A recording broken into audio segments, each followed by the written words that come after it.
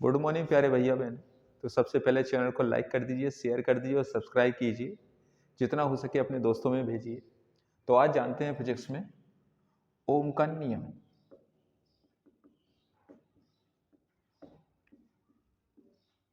Ohm's law. Ohm's law क्या होता है? तो जो एक वैज्ञानिक हैं प्रोफेसर ओम, उन्होंने सन 1828 ईस्वी में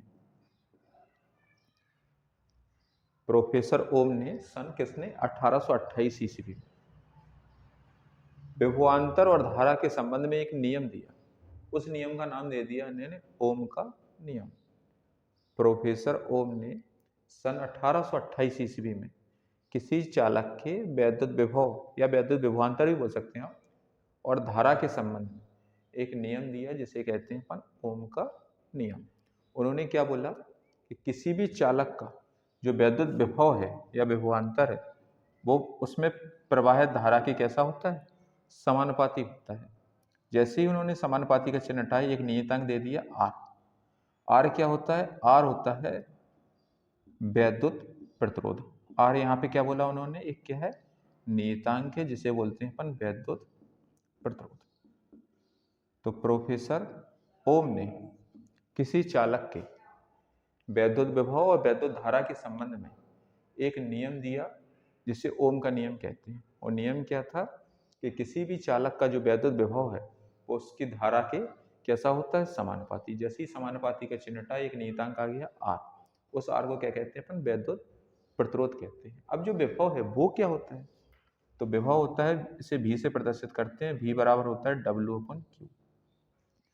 इसकी परिभाषा होती है कि किसी एकांक आवेश को अनंत से विद्युत क्षेत्र के भीतर लाने में जो कार्य किया जाता है उस कार्य को ही कहते हैं वैद्युत विभव।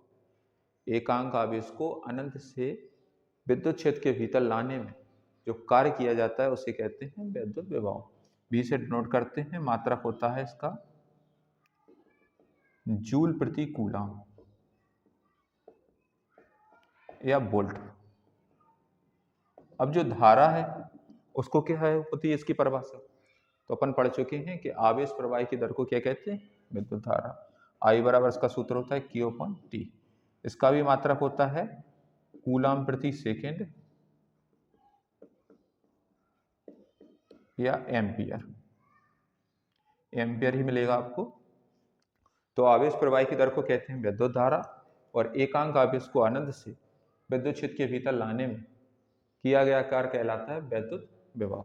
और सन 1828 ईस्वी में प्रोफेसर ओम ने किसी चालक के वैद्युत विभव वैद्युत धारा के संबंध में एक नियम दिया जिसे कहते हैं ओम का नियम। नियम क्या था कि किसी चालक का जो वैद्युत विभव है वो वैद्युत धारा के कैसा होता है? समानुपाती। जैसे ही समानुपाती का चिन्ह हटाया एक नियतांक आ गया आर। आर एक नियतांक है, उसे कहते हैं अपन वैद्युत प्रतिरोध। और आर बराबर सूत्र बना V/I, यही ओम का नियम का सूत्र है।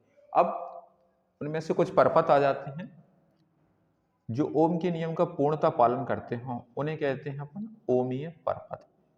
वे परपथ जो ओम के नियम का पूर्णतः पालन करते हैं उन्हें ओमी परपथ कहते हैं। जैसे तांबे का तार, टंगस्टन का तार, और जो ओम के नियम का पालन नहीं करते उन्हें बोलते हैं अपन अनओमीय परपथ। वे परपथ जो ओम के नियम का पालन नहीं करते उन्हें कहते हैं अनओमीय परपथ। जैसे डायोड बल्ब,